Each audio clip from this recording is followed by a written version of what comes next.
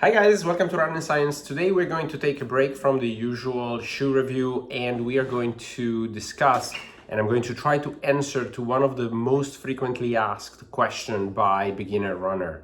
The question is, I want to start running, I'm a beginner runner, I want to train for a 5K or a 3K, I want to run walk, I want to pick up running, which shoe should I buy? All right, and it's a question that we receive all the time. If you are into running, you know how many people have asked you this question. If you're a running coach, this is one of the most asked questions around there. And I don't blame you. Honestly, it's difficult. The running shoes companies are getting really happy with the lots of sales that comes with shoes, and they're coming out with new models every day. I mean, every few days it seems like there's a new shoe, the best shoe out there, and so on. So if you're a beginner runner, you have no clue, and maybe you want to buy online, maybe you don't have a running store available nearby, and we are going to discuss running stores in a second. But so which shoe should you buy? Well, for the sake of keeping the video short, I'll tell you the answer right away. The answer is not hard. We should not overcomplicate things. You want to pick up a hobby. It's okay if you want the best running shoe out there, but really the best running shoe for you at the moment is what is called a daily trainer. Really what you should look at is what we call neutral daily trainer. Now, why do you start there? Why is a neutral daily trainer the best shoe that you can get? Well, because it's the middle of the road. You want to start driving in the middle of the road and then learn how to drive on the correct side of the road. Same thing here. You want to start with something that doesn't hurt you, that doesn't push you one way or the other. All right, so daily trainers are those shoes that can do pretty much everything. They can take a slow pace, faster pace. They can do slow, long run. They can do fast-ish, medium run. They can do fast, short run. They can really do pretty much everything that there is to do in training, right? Now, the easy part here is that I'm not going to tell you go out there and get this brand. Every brand has at least 2 daily trainers, and most of the daily trainers on the market right now are fairly decent. So really pick a brand and choose one of the 2 daily trainers. It's not that hard. In principle, if you have access to a store, you should go out there and try a bunch of them on and then pick up the one that feels more comfortable. All right, really, comfort is scientifically proven to be one of the first indicator for a running shoe to work for people. All right, so there is a lot of information and miscommunication about this, and as usual, I'll try to take a very science-first approach. And the science tells us that what you should really go for is something in the middle of the road, and then change based on the feedback. Okay, so start with a neutral daily trainer. If you like Nike, they have the Pegasus and the Vomero. Now you know that they have these 3 tiers. They have the Icon, the Premium, the Icon, the Plus, and the Premium. Get the Icon. This is their middle of the road. Get the Nike Pegasus 41, or you can even buy something on sale, the previous models, for example, or buy the Vomero 18. Not the Plus, not the Premium. Those are more enthusiast level shoes. You will not appreciate it that much because you don't have experience in picking shoes. So really go for the base, middle of the road, neutral daily trainer. Usually what you'll see is that shoe companies have 2 models, Pegasus and Vomero, and one is a little lower stack, one is a little higher stack. How do you pick? It doesn't really matter. I would say if you're on the lighter side, maybe go lower stack, or a heavier side, go on the higher stack. But really, it doesn't really matter because it's not weight, it's not speed. It's really what we prefer that dictates if we prefer lower stack, if you really want to buy a lower stack or a higher stack. It's not, a lot of people think, oh, the higher the stack, the softer the foam, the better it is. That's not true. In fact, daily trainer are in the middle of the road for stack height. They're in the middle of the road for softness. They're not too firm. They're in the middle of the road for bounciness. They're in the middle of the road for energy returns for a good reason. You don't know what you like and what you don't, so you should start in the middle and then specialize, right?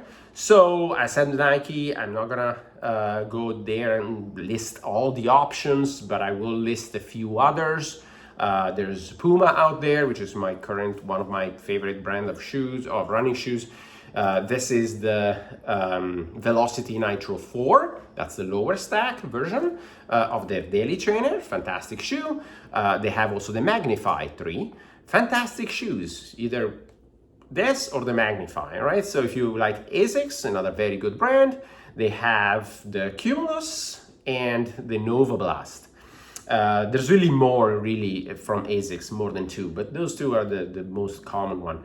If you like Brooks, they have the Glycerin and the Ghost, or the Ghost lower stack, Glycerin a little higher stack. Not the Max, the basic Glycerin, basic Ghost, okay? Those are the one that you want. If you want Hoka, Bondi, and Clifton. Who am I thinking? Saucony, they have the Ride and the Triumph, all right? Adidas is a little awkward because Adidas is really a more specialized brand of shoes. In their basic line, they don't have super successful shoes, but in their basic line, their daily trainers, I would suggest something along the line of the Supernova Rise, and or the Adidas SL2. You'll hear a lot if you're on Reddit or on YouTube here, you hear a lot about the Evo SL. That is kind of an enthusiast daily trainer. That is a little extreme for a beginner. I would not suggest a beginner to get that shoe. Get the SL2, all right? I think it's called Adidas Adizero SL2. Confusing names, but that is a much better beginner-friendly daily trainer. You keep in mind, you don't necessarily want the best shoe in terms of money, in terms of fastest. The fastest shoe right now is probably the Puma Fast R3. Those are designed for athletes. Those are designed for marathon athletes that run a marathon in 2 hours and a few seconds, all right? You're not there. I'm not there. Nobody's there, okay? So those shoes are not designed for us, not designed especially for a beginner. So you don't really want to spend the vast majority of your money on those shoes. It's actually counterproductive, right? So get a neutral daily trainer. Now, why neutral? Why not stability? Well, it used to be that you went to a running store, especially this big box running store. They have a college kid that they train for 5 minutes. They trained him or her to put you on a treadmill and look how your feet land. And if you're overpronating, if your ankle caves in, you're overpronating. That's what they tell you. Oh, you're overpronating, so you want the stability shoes. Research said, science says, that is completely wrong. It's completely pseudoscientific. It doesn't work, all right? Gait analysis is real, but it's done by professionals and it costs a lot of money. It's accessible to high-level athletes, once again. It's not accessible, it's not doable by a running store clerk that has been trained for 5 minutes, all right?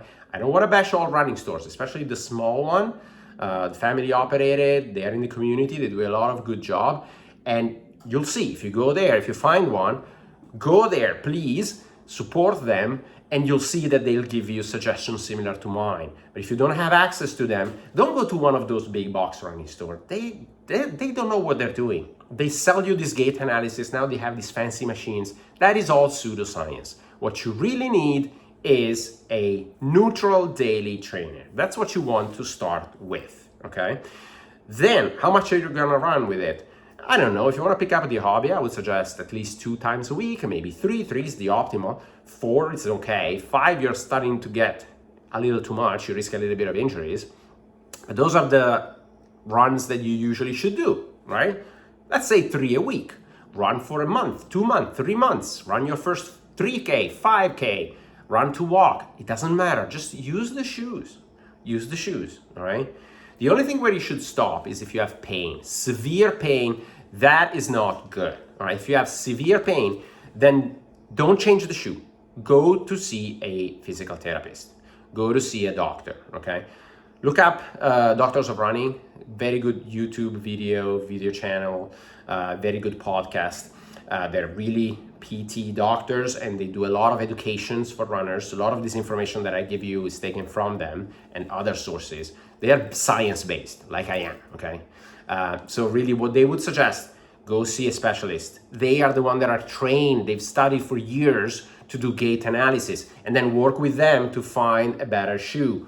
You get there, say, hey, I tried this middle of the road. It's like a basic, boring daily trainer, neutral, no problem. And I have this pain to the point that I cannot walk anymore, all right? So a little bit of pain is okay, especially after the run, first few runs. But if you're in pain, serious pain where you cannot walk, go see a specialist. I know you have to spend money up front, but that will give you years down the road of running correctly rather than, you know, scramble with a bunch of different shoes, spending money anyway, and then exacerbating the problem and really not solving anything. All right, so if you have pain, go see a doctor. Don't trust the store clerks, all right? So here's the other thing. I mean, it used to be that they say, oh, if you have overpronation, you need stability shoes. Well, why did they say that? Well, guess what? Stability shoes were expensive and still are expensive. Now, stability shoes are not very popular right now. Running shoes companies are toning them down, in fact, or at least they're toning down the marketing behind them because they're seeing the science. So what's happening now? You go to a store, what do they try to sell you? Especially the stores that don't do their job well. Well, they're trying to sell you max cushion, right? The Pegasus Plus or the Vomero Plus or the Glycerin Max, right? I said Glycerin, Brooks Glycerin, not the Max, get the Glycerin. But at the store, they might be trying to sell you the Max, or they try to be selling you the Superblast over the Novablast, right? Why do they do that? Well, because intuitively, right? I mean, I'm a beginner. I want to pick up running. The thicker the slab of foam I'm putting underneath, the more soft it is, the better it will be to run. Well, guess what? Science says that is not true. That's completely wrong. What happens is that when you have a thicker and softer foam underneath, then what happens is that you're shifting the loads from the lower legs to the upper legs. So your feet and ankle will benefit, but then you're shifting the loads to knees and hips. So what's happening with the trend in the industry of bringing higher and bigger stacks is that the injuries are moving up from the ankles to the knees and the hips, actually from the feet to the knees and hips, feet and ankle to the knees and hips. You don't hear much more plantar fasciitis, but you hear many more knee issues, right?